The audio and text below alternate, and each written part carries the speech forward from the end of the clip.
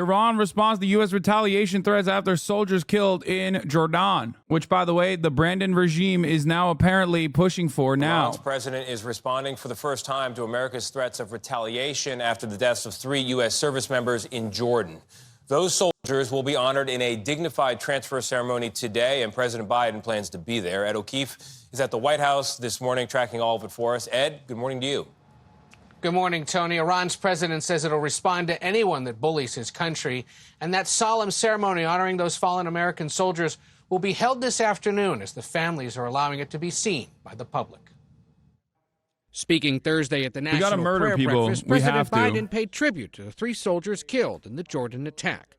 Sergeants William Rivers, Kennedy Sanders, and Breonna Moffett. They risked it all, and we'll never forget the sacrifices and service to our country, that the dozens of service members who were wounded and are recovering now.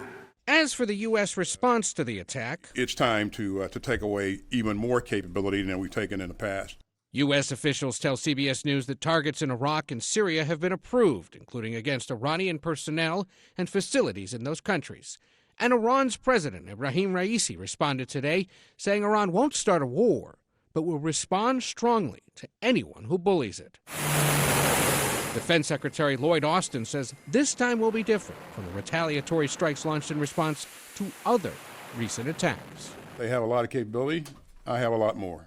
Walking with a limp into the Pentagon briefing room, it was Austin's first meeting with reporters since his hospitalization in December. He also said he apologized directly to President Biden. So Trump is obviously going to shit on Biden for this. Do you think he goes the angle of being against retaliation or going for the angle of Joe's doing this all wrong? I would be doing this better and stronger. No, Joe's doing this all wrong. I'd be doing it better and stronger. Because remember, he did that with Afghanistan. Afghanistan was a continuation of the Trump negotiations with the Taliban, right? Joe Biden followed that to a T. It partially was a mistake to follow it that closely, in my opinion. So then Trump turned around and said, Joe Brandon f***ed it up. I would have done it better. And it was a perfect position for him. At the time, I described it. It was like, it's so perfect for Donald Trump to just kick back and watch his own administration's policy failures play out by a dude who at least had the social and political capital to follow through on the Afghanistan withdrawal, which was always going to be terrible regardless. So he just sat back, shit on Joe Biden for it, and said he would do it better. Right now, it seems to me like Donald Trump's Middle Eastern policy is simply to go, look how bad the situation is.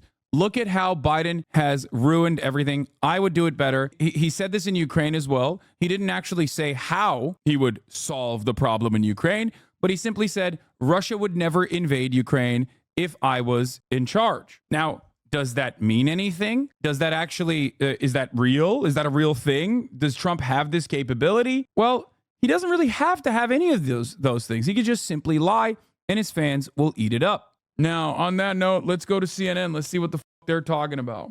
I'm sure that there was a fair amount of fear and expectation as to what was to come, and certainly preparation. They had time. Dude, this is QVC shit, by the way. Like, look at this. Look at we're jerking off our B-1B Lancer bomber, capable of Mach 1.2, unlimited range with refueling, holds 24 cruise missiles. This is literally no different than like the what was it, Brian, whatever the when he was doing like, look at the awesomeness of our weapons. Taken look at the hits awesome before, they've lost personnel before, and they. All right, everyone stay with us. I want to bring in a key Democrat on the House Armed Services Committee, Congressman Pat Ryan of New York. He's a U.S. Army veteran who served in Iraq. Congressman, thank you so much for joining us on this very important news. We now know that the Pentagon is saying they've struck more than 85 targets in Iraq and Syria at the start of Pat what Ryan they of New say York, will likely give you the be hoorah. A series of longer-term, perhaps larger-scale strikes on these militias that are backed by Iran. There are no strikes, as we know, inside Iran tonight, but Iran has some extremely powerful proxies outside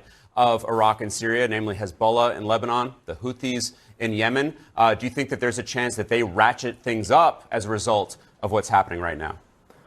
I think it was a really important decision by the president to specifically strike the IRGC, Iranian Revolutionary Guards Corps, and the Quds Force. These are really the puppeteers. Yeah, they're doing this is the most precise. Guys, we are so precise. So get ready for the libtards on Reddit and all over Twitter to like defend these acts, to be like, dude, it's the most precise. Fuck around and find out. Fafo, dude. Fafo. It's like, guess what, dude? You don't have health care. You're going to die alone with a shit ton of medical debt. Fuck around and find out. That's right. But hey, guess what, dude? Some fucking dude that also has, you know, the same class interest as you flew out there and blew up entire neighborhoods with like other brown people living in those neighborhoods. And they did it at the behest of the military industrial complex. And you didn't even see a penny of that. But hey, at least you feel good because America's dick's big, right? Congressman, when you look again at what was struck by these bombers in Iraq and Syria, some 85 targets, 125 precision munitions, you touched on it off the top. What else do you think the Defense Department should be doing in the coming days in terms of other targeting? Well, we've been getting regularly briefed on this. Of course, can't share the full details from a classification perspective, but there's no shortage of targets that our incredible intelligence community and DoD have developed, continue to develop, to give the president additional options. And I think it's all about getting that calibration right. I think this seems to be, from what we know, one of, if not the most significant. It's pretty funny also that like they literally recognize, at least there's enough people in the State Department that recognize that like America's actions such as this one greatly contribute to the Iranian influence in the region growing. Why are there so many IRGC positions in Iraq and Syria is a question one must ask itself. It is almost identical to why the Palestinian population basically supports Hamas unconditionally whenever Israel is fucking attacking them. How do you think this happens? How? The only time de-escalation has occurred in this region is usually through collaboration. Collaboration with the Iranian forces. That's it. The idea that these guys are like all barbarian, bloodthirsty monsters that cannot be reasoned with is a continuation of the dehumanization propaganda that Israel engages in whenever they talk about Palestinians. This is a whole ass state. You're out of your mind at that point. In the facts. So this is all linked is really what I'm saying. And what needs to happen, number one, in Gaza is a return of the hostages, our American citizens and Israeli citizens, and a real defeat of Hamas. That's why, by the way, we need to even more urgently get this funding flowing to our partners, not only in Israel, but in Ukraine and Taiwan. The world is watching. Putin is watching, as well as the Iranian regime, and our allies are watching too, what our resolve is. And so this is an important step to signify our resolve. Yeah, without question, it is all interconnected, and there are a lot of parties that are watching. Congressman Pat Ryan of New York, thank you very much. I appreciate it. Thanks. I want to get straight back to our Oren Lieberman at the Pentagon. Oren, you have an update. Yeah.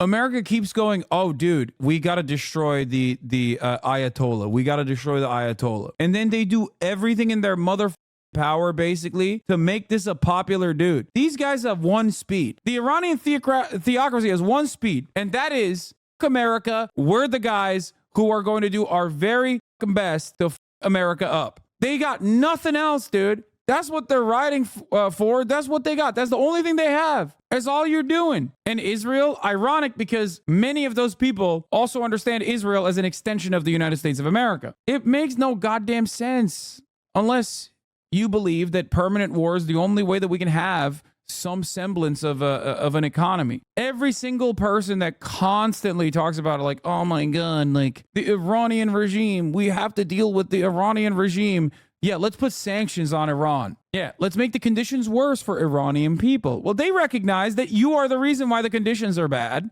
So now all of a sudden it's your fault again. So if you understand how the situation works for the Palestinians in Gaza, for example, and you're like not shocked why the Palestinians in Gaza don't shit on Hamas, but instead hate Israel way more than they hate Hamas, then you should understand it is an identical parallel with respect to our dumb Americans who are celebrating this right now, not realizing that, like, we are the Israel of the situation. Israel is the America in that situation. This is how you let extremist factions continue to dominate permanently, because you are objectively worse than them. To an American, we don't understand that. People go, what do you mean, Hassan? We're worse than the Iranian regime? They kill people. They kill protesters. Okay, so does America. America goes over there to kill motherfuckers over there. They're killing their own people. There is no circumstance, unless someone is like directly related to the State Department or some shit, unless they're like literally like a part of the MEK or whatever. There's no world in which someone who lives in Iran is going to look at that and go, I know these bombs are being dropped on me, let's say, right? Which we're not bombing Iran directly, or Syria or Iraq. When you see American bombs being dropped in your neighborhood to blow up a munitions depot, no Syrian or Iraqi person is going to look at that and go, well, you know who I hate the most, though, in this situation? Iran. No, they're going to hate you. You're the one bombing them. Why the wouldn't they hate you? It makes the most sense to hate you. From the American perspective, they look at it and they go, well, what do you mean? Why do they hate America? They hate us because they ain't us, right? It's like, no, they hate us because we killed them. We destabilized them. We killed them. We're awful. We're monstrous. And then we celebrate it on television like this. Americans get scared when you see like the Iranian parliament like burning an American flag or burning an Israeli flag, and it's like, why wouldn't they do that? Of course they're going to do that. Look at what we're doing. Forces, their reasoning so as not to embarrass the Iraqi government. But another group that has carried out multiple attacks on U.S. forces, the Al-Nujaba movement, have said they'll keep attacking U.S. forces. So there's no one clear answer about where Iranian-backed militias go from here. That's something we'll have to see, especially after these broader strikes. Do they have the... That's reductive. The Iraqi Syrian MGs were in favor of us when we were cleansing ISIS. Yeah. You know what's funny about that? You said that's reductive, except you know who else was cleansing ISIS? The Iranian Revolutionary Guard and the subsequent proxy militias that they created. So what do you mean? Yeah, exactly. The notion that like we welcome them as heroes in our country is a silly one, because no, they did not welcome Americans as liberators. They see America as the responsible party for ISIS to exist to begin with. Of targeting that could come in the next few days, the next few weeks, this multi-stage operation that they've been talking about for several days now. Would you expect that to broaden out beyond this area that we've been talking about, that this border between Iraq and Syria, to elsewhere in the Middle East? I think it's possible that it could expand a little bit beyond where we are. So we talked a little bit earlier about the Euphrates River Valley being kind of the center of this operation. At least that appears to be the case at the moment. What I was thinking about as we were putting the maps up on, in the graphics on the screen here. Yeah, that's not true. The U.S. was not welcomed. The other thing that we could potentially do. Iraqis and Syrians 10,000% supported regional forces, not the U.S. I'm a fucking Iraqi. I know. Of course, they didn't welcome the American forces. The American forces did the exact same that the Israeli occupying forces doing to that population. Here's the sad reality. The veterans in this chat will unironically defend that and will tell you that that is what I'm saying is true. The veterans that you know, ask them. Maybe some of them will be honest. Maybe others will lie to you. But the reality is, we were the Israeli occupying force of Iraq and Afghanistan. It's hard to conceptualize this as an American citizen. So like I have no analog. I have no way of like helping you conceptualize this level of like violence and fear. Because like if I tell you like, what if the Chinese invaded America and had like a tremendously superior military, like infinitely more superior, just eviscerated our air defense. They have air superiority. We have no way to retaliate against that. And then there's like a group of people that they had propped up that turned around. Like the only analogy you can use is aliens. Exactly. That's how much of an imbalance there is between the American forces and the civilian population. It's like if aliens came to the United States of America, it was just like ripping us apart, straight lasering us. Like, would you think that they are the good guys? Maybe there was also another militia force that was created that was also awful, okay, and violent, and then the aliens started killing them. I'm pretty sure you would not appreciate the aliens in that circumstance. You would still think the aliens are the bad guys. Lloyd Austin put out a laughable statement. Yeah, he said that there's more to come, right? Which included 85 targets in Iraq and Syria that Iran's Islamic Revolutionary Guard Corps and affiliated militias used to attack U.S. forces. As the start of our response, the president has directed additional attacks to hold the IRGC and affiliated militias accountable for their attacks on the U.S. and coalition forces. These will unfold at times and places of our choosing. We do not seek conflict in the Middle East or anywhere else, but the president and I will not tolerate attacks on American forces. We will take all necessary action to defend the United States, our forces, and our interests. Yeah, we are engaging in de-escalatory acts on our of bombing. side for that, but there also are signaling reasons, as you're alluding to, and those signaling reasons are very much, hey, we can do. By the way, this is like in many ways very similar to the Trump situation with Qasem Soleimani, not as like out of pocket as Qasem Soleimani for sure, but depending on Iranian restraint in this circumstance, either this launches into broader conflict, or if they consider this retaliation to be enough, I guess, and proportional, it's entirely dependent on the Iranian response here. Like, it's Iranian restraint that will stop this from turning into World War III, and not America, is what I mean. Just like with the Trump situation, when he executed Qasem Soleimani, the reason why it did not turn into a much larger issue was directly a consequence of Iranian restraint. Well, I guess they weren't super restrained. They blew up the airplane, but then COVID happened, and basically they were too busy dealing with all that instead of hitting America. You heard General Votel there just talking about how capable the Iranian military is. How worried are you that if the U.S. were to take the fight directly to Iran, do what you're saying, striking those Iranian vessels, those ships, and sinking them, that suddenly we'd be off to the races in a conflict that engulfs the entire region and draws the U.S. yet again into another war in the Middle East? Look, I think, and again, you can talk to members of the Pentagon on the Armed Services Committee, on the intel we read. Iran's not looking for a broader war. But they might if you were targeting their But here's ships. an issue, and I raised this with the chairman of the Joint Chiefs on Wednesday. You know, the language that we're using about, well, we worry about escalation with regard to Iran. Think about, Alex, what they're doing. They're the ones who are escalating, right? They're the ones who are killing Americans. They're the ones who are unleashing the Houthis to fire on American warships. They're the ones who killed their proxies, killed American soldiers last week. So the escalation is occurring. What we need to do, in my view... Yeah, Iran is the one who's unleashing the Houthis, but America's not the one unleashing Israel or letting Israel run a genocidal ethnic cleansing campaign in Gaza. President Trump did with Soleimani, but also, really importantly, undertaking these non-kinetic actions. And I guarantee you, our military would be very supportive. That's why you understand. Next time you see a Iranian dude light up a American flag and say death to America, now you know why, okay? You understand where the energy's coming from. Fools. People make it seem like their anger over there towards us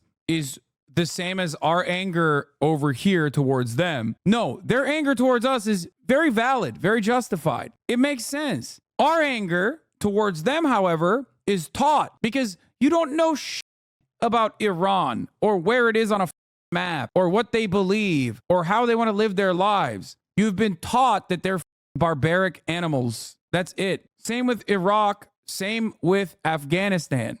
Continued against U.S. facilities in the Middle East. U.S. service members, 2 of them, were killed 2 months later.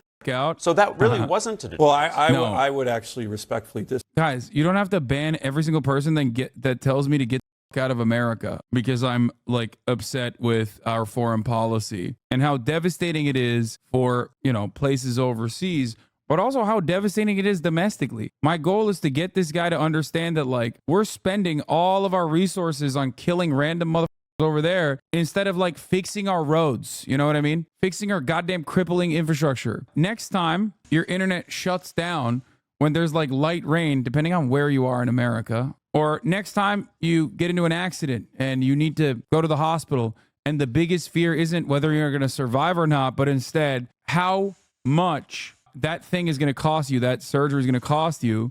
Remember that is a decision that people that run this country have made for you. Sanctions make sense. Is their government isolationist? Brother, I am a product of globalism. The reason why I, despite living in Turkey for the first 18 years of my life and being a native Turkish speaker, can talk and seem like a white American whose name is Hank, is because of globalism, is because of international cooperation, it's because of American cultural imperialism. Trying to say that this is isolationist is so idiotic. I believe in peace. I believe in international cooperation. I believe in collaboration. America's actions, however, are not cooperative at all. I was asking if you think we should be more isolationist. No, I don't like the isolationist concept because oftentimes it's some weird reactionary approach. I'm not talking about that at all. I'm talking simply that we should not interfere in the business of other countries in the way that we do and allow them to thrive. We should collaborate with them. We should cooperate with them. We should allow them to democratize on their own instead of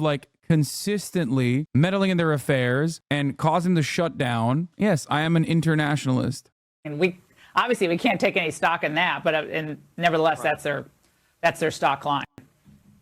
Right, true, but America has to take action that is the most prudent and the most sober. That's going to give us the chance to limit our damage, to defend our people, but then not to escalate and to attack targets that may end up spawning more attacks back onto us. So then instead of 3 flag draped coffins at Dover, we end up with a bunch of them, and that is bad for America. So we got to be much more careful about how we do target selection.